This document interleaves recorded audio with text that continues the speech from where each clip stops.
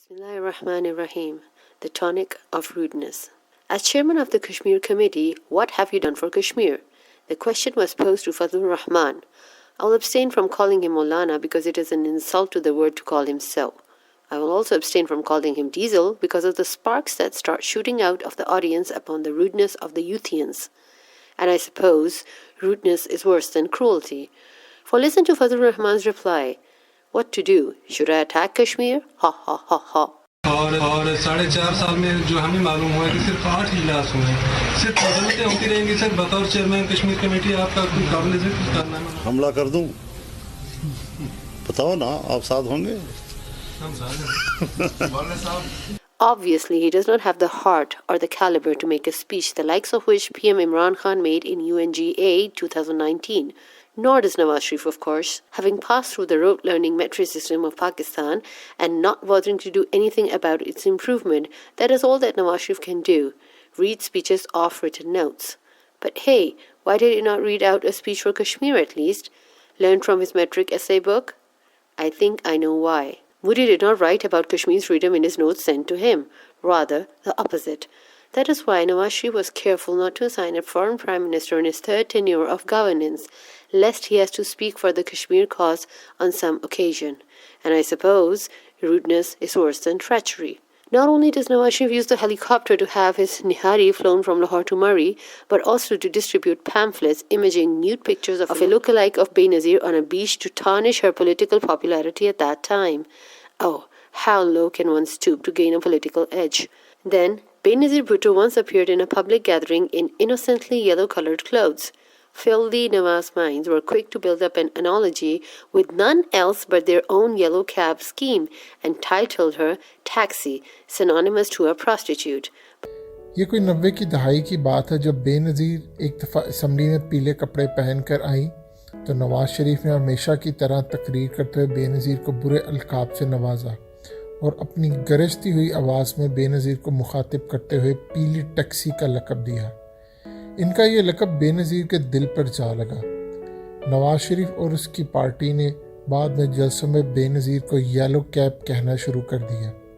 उनका कहना ये था कि पीली टैक्सी एक फहश औरत से मंसूब करदा लफ्ज़ है, लिहाजा बेनज़ीर इसी काबिल है। बेनज़ीर इतना रोती थी कि नवाज शरीफ को कहो मेरा मुकाबला करे, इस तरह बाज़ार हुस्न की ज़बान इस्तेमाल करके मेरा मुकाबला ना करे।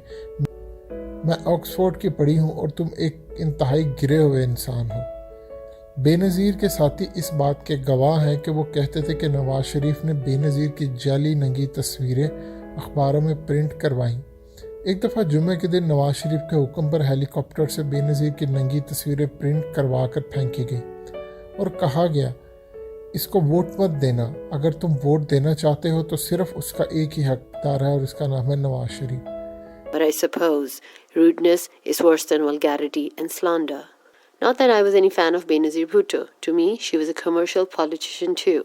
But that is no reason to be a chauvinistic pig and attack her feminism. Which reminds me of Bilawal Zardari. It would have been better if Bilawal would have flashed around his Oxford degree to gain some popularity in Pakistan. How somehow he got his hands on a script boasting of bravery from somewhere. I think he must have picked up someone else's notes by mistake. For here we see Bilawal shouting himself hoarse. Sar chahiye, sar denge hum. Jaan chahiye, jaan denge hum. Khoon chahiye, khoon denge hum. Ye bazi khoon ki bazi hai. Ye bazi hum hi jeetenge.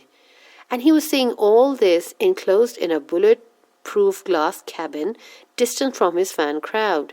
Compare this to the tiger who used to pace his container top out in the open, challenging opponents to harm him or stop him. But I suppose rudeness is worse than cowardice. Fazl, Nawaz, Bilawal, such a sissy group of politicians, sorry to say. Yes, that's the best I can call them, politicians. No ways we can call them leaders, for leaders need to have a vision, plan and bravery. Alhamdulillah, all found in Imran Khan, and also in Jamaat-e-Islami, albeit the charisma. Somehow it seems like Imran Khan is the chosen one, albeit the beard.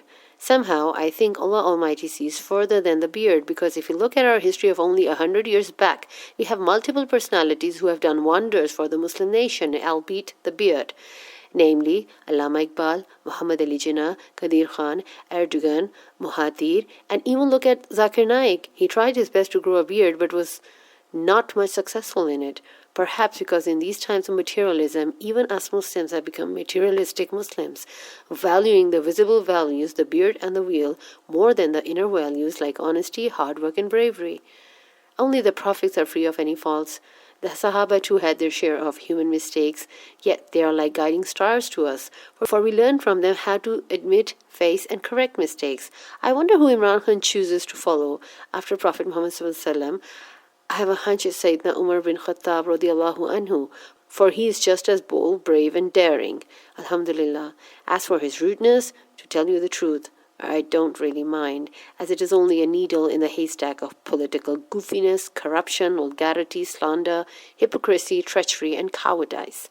And Imran Khan tackles them all on the front foot, just like Sayyidina Umar bin Khattab radiallahu anhu used to have his sword ready all the time for anyone who crosses the line. Assalamu alaikum wa rahmatullahi wa barakatuhu.